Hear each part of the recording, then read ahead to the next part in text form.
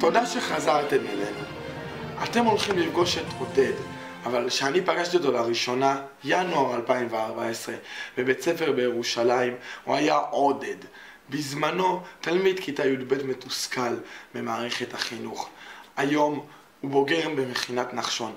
אנחנו הולכים לבדוק בעצם את ההבדלים של עודד לפני המכינה ואחרי המכינה. יצאנו לבדוק. זה שזה היה פעם. שלום, סליחה, צעירים נחמדים. הייתי רוצה לקחת אחד מכם לשיחה, ואתה נראה לי מאוד מתאים. לא נראה לי, לך לפה. תודה שחזרתם אלינו. אנחנו פה עם... תזכיר לי? עודד.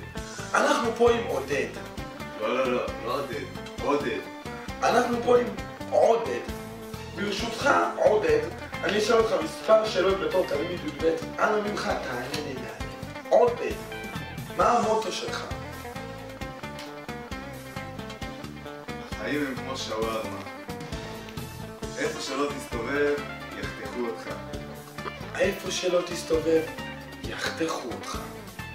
שאלה אחרונה, אנא השלם את המשפט. עדיף ציפור אחת ביד מאשר... 2 על המנגל. אומר לנו עודד, 2 על המנגל. עודד, תודה רבה לך. נעמת. המפגש עם עודד הזיז לי משהו בלב. הילד הזה פשוט הקסים וכבש אותי. לכן קישרתי אותו למכינת נחשון. בואו נקווה שמשהו יצא מזה. תאמין לי, אני לא יודע מה אני אעשה פה. התאריך הוא 23/6/2015. חזרנו כדי לפגוש את עודד ולבדוק אם משהו השתנה. עודד, מה שלומך? קוראים לי עודד. מצטער. אוקיי. עודד, אני אשאל אותך מספר שאלות. כן. מי הגיבור שלך? עודד. בוא. כל כך הרבה אנשים שאני מאוד מעריך בעולם הזה. אני חושב שאני אתלבט בין ניטשה, בדיוק היה לנו שיעור מעניין עליו, ובין א' ד' גורדון. שמעת עליו? עודד מדבר איתי על א' ד' גורדון. בוא נראה מה הוא יגיד שאני אשאל אותו. עודד, מה המוטו שלך? עודד, מה המוטו שלך? מה המוטו שלי? המוטו שלי הוא צריך גלגל, אני גלגל. עודד מצטט לנו את טרומפלדור.